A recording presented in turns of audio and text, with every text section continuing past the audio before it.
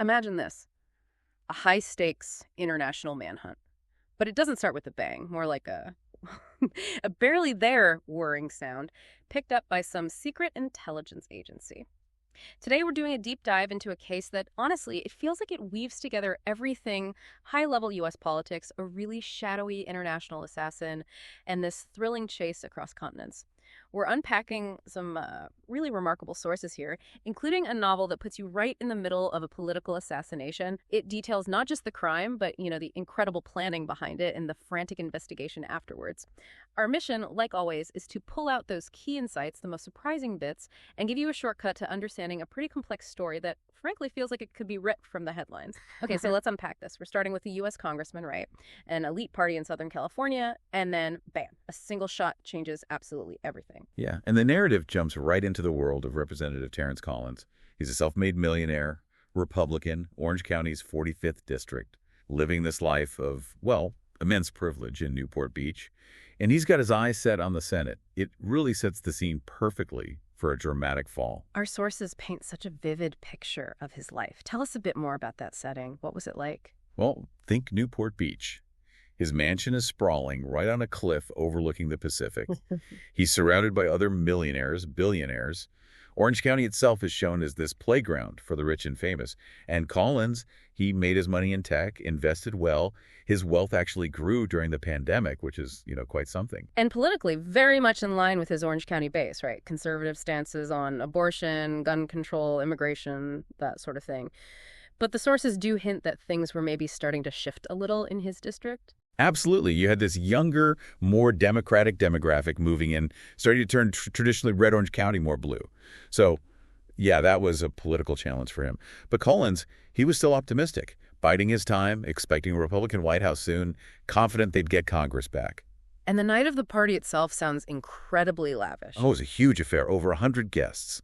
His wife, Linda, she's described as meticulous about everything, her appearance, the party details, automated patio awnings, amber lights, the works. There's even this little detail about a young server. He's reluctant to help put up some lights, and Linda just offers him $50 for 5 minutes. Wow. Yeah, it just shows that casual display of wealth, doesn't it? Definitely. And amidst all this luxury, Collins is focused on the Senate. He's even locked down funding from a big donor, Michael, someone known for backing right-wing groups. That's right. And this brings up something the sources really highlight, the whole issue of super PACs. The text explicitly says everyone knew how, quote, ridiculous and corrupt the whole concept was, described as a devious method of giving money to a candidate to curry favors. But, it was just the accepted way, the standard practice. So this sort of known corruption is just part of the system. Sets a certain tone, doesn't it, for how outside forces might view things. Exactly. It lays some groundwork. So the scene's perfectly set. Collins is out on the patio, enjoying his success, probably feeling on top of the world, and then the unthinkable. A red laser dot appears right on his chest. The source material uses words like a crunch followed by a searing pain. His shirt just instantly stains red. And then it's just chaos. Linda screams, Michael running over, confirming he's gone. So the immediate question is who? Who's behind that laser dot? And that's where Talib comes in. Our sources introduce him as this figure of, incredible skill, but also chilling dedication. He's described as a total perfectionist, a master of disguise. Because of his chocolate-colored pigmentation, he can apparently pass for almost any ethnicity. African-American, Caucasian, Arab, Jewish, South Asian. Yeah. And it's not just clothes. He changes how he walks, talks, uses makeup, even dentures. Changes his American accent, too. Wow. A genuine chameleon, morphing into totally different people. And interestingly, he's also described as someone who appreciates the finer things. Fine food, wine, art, cars, weapons. Yeah, that duality is striking, isn't it? The sophisticated guy who's also a ruthless killer. But what's really fascinating here is the meticulous planning. Rehearsing the mission multiple times, studying tide charts, lunar cycles for this specific hit. He rented a yacht a month in advance, and there's this chilling detail about charming a real estate agent, using her credit card for the rental. Oh, no. And then, quote, nonchalantly killing her and dumping her body just to cover his tracks. He even has this grim ritual. He only eats a big, hearty meal after a successful kill. Okay, that's deeply disturbing. But why Collins? Why this target? What was the motivation, and who's pulling the strings here? His commanders, the sources say, are in Afghanistan. And the reason for targeting Collins is very specific, very political. Representative Collins had introduced a bill to block the U.S. withdrawal from Afghanistan. This infuriated his commanders. For them, taking him out was just, quote, standard modus operandi of removing the obstacle. And the name Talib itself, chosen by his commanders, that seems pretty loaded with meaning. It really is. It's described as a bit literal, Talib from Taliban, almost like a final taunt, a last hurrah to, quote, thumb their noses at the Americans. The sources even detail how he was radicalized. Through the darknet, initially by someone called Salma, who turned out to be a 37-year-old man pretending to be a young girl. Wow. Yeah. And this person connected him with Taliban commanders who were very sophisticated in their recruitment. They micro-targeted people, appealing more to their psyche than just promising, 72 virgins. It shows a level of psychological manipulation. And here's where it gets really interesting, I think. What his commanders told him about the state of the U.S. Right. They painted this picture of America in turmoil, a backsliding democracy, just torn apart by infights and misinformation, no longer that shining city on the hill. They even apparently believed immigrants would start going back to their home countries because of pandemic supply chain issues. So they saw this internal strife in the U.S. as a strategic opening. Pretty much. They saw it as a weakness to exploit. And Talib, even though he apparently protested leaving his comfortable life in the U.S., He still went along with it. he did. He believed, maybe genuinely, that he could bring about change by actually being in Afghanistan, even if he disagreed with some of their methods, particularly how they treated women, which the sources call barbaric. It's a complex picture of his motives. Okay, so the assassination happens, the investigation kicks off immediately, and our sources introduce Detective Tony Ramirez, Newport Beach PD. He becomes pretty central, right? Yeah, Tony's background is interesting. He's described as self-made. Chose law enforcement over working on the family farm back in Gilroy, California. His mother, Simran, emigrated from Punjab, India back in the 70s. His father, Fred, worked the farm. So Tony has this connection, maybe a bit distant at first, but definitely there, to his Sikh roots and his family in India. And initially, Tony's thinking along more conventional lines, cartels, maybe international terrorist, given how professional the hit looked. Exactly. That makes sense initially. But the real breakthrough, it comes from somewhere completely unexpected. The NSA. Yep, the National Security Agency. And the sources really detail their capabilities. Global monitoring, mass surveillance stuff that got expanded hugely after 9/11 with the Patriot Act, tracking calls, texts, emails. They even mention a facility they have down in Irvine, California, disguised as just a regular distribution facility. Apparently, they use low-tech stuff like motion-activated animal sounds to keep hikers away.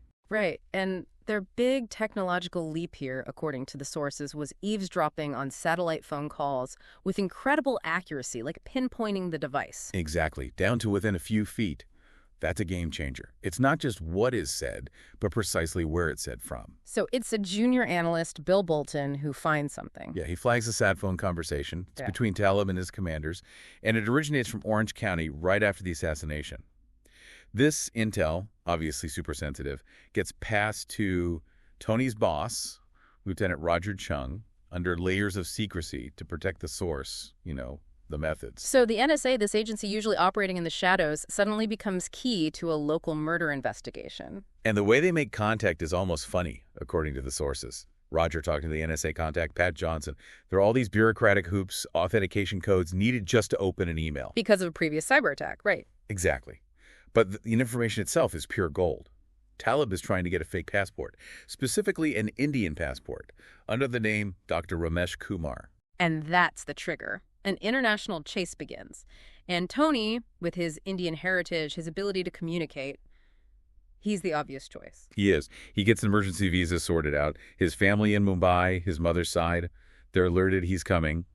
And we meet Inspector Sunil Deshpande, who becomes his main contact in Mumbai, plus his cousins, Arjun and Ananya, his uncle Amarjeet. This is where Tony's personal connection really starts to come into play. It's not just police work anymore. And Talib's escape plan is pretty elaborate. Incredibly complex. Fly to Mumbai, then take the Rajdhani Express, that's a high-speed train, to a place called Kota Junction in Rajasthan, then switch to a jeep, heading for Gataru Fort, which is this really remote, desolate spot near the India-Pakistan border. It really shows the scale of India, doesn't it? From Mumbai's bustle to the Rajasthan desert. Absolutely. The sources even mention the Wagah border crossing, famous for that big flag ceremony.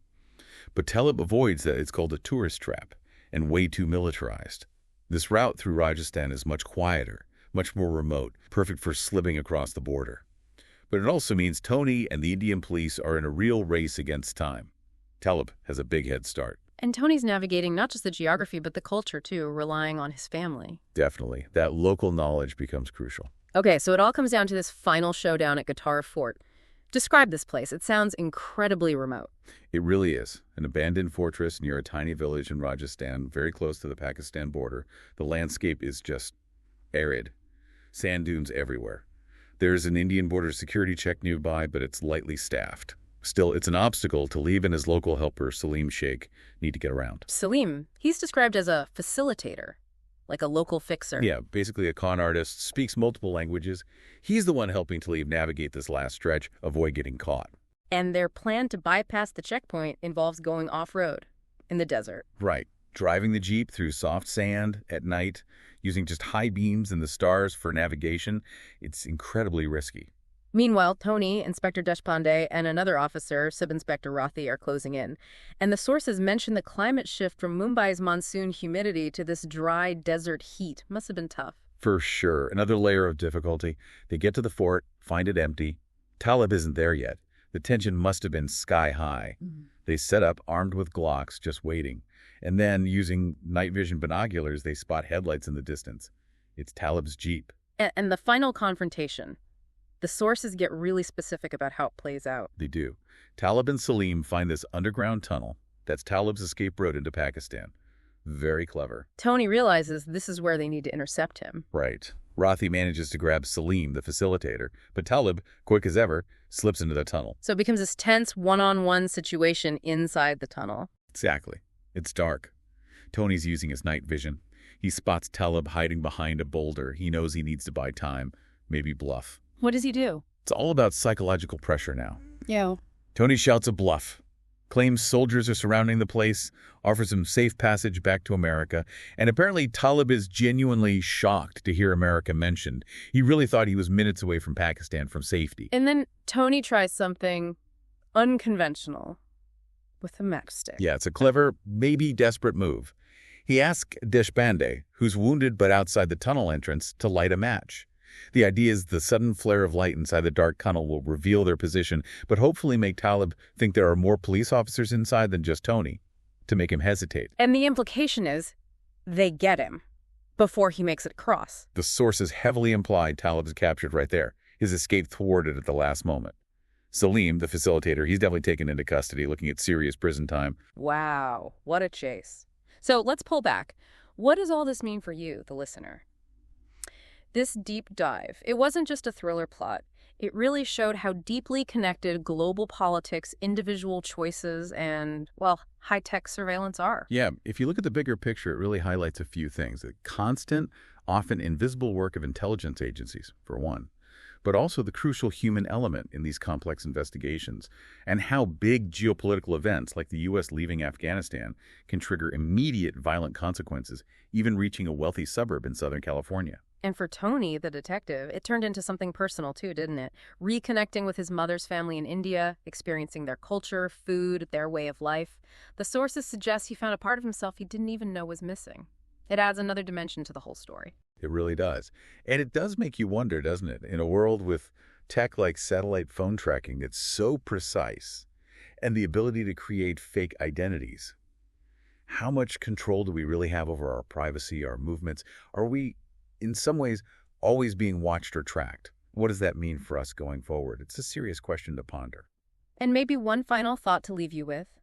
Think about that idea of a last mission, how it can be both a physical endpoint at the end of a chase like this, but also maybe a psychological turning point. Could reaching the end of something so defining, whether you're the hunter or the hunted, actually spark some kind of subtle internal shift in perspective, even for people caught up in deep conflict? Something to consider.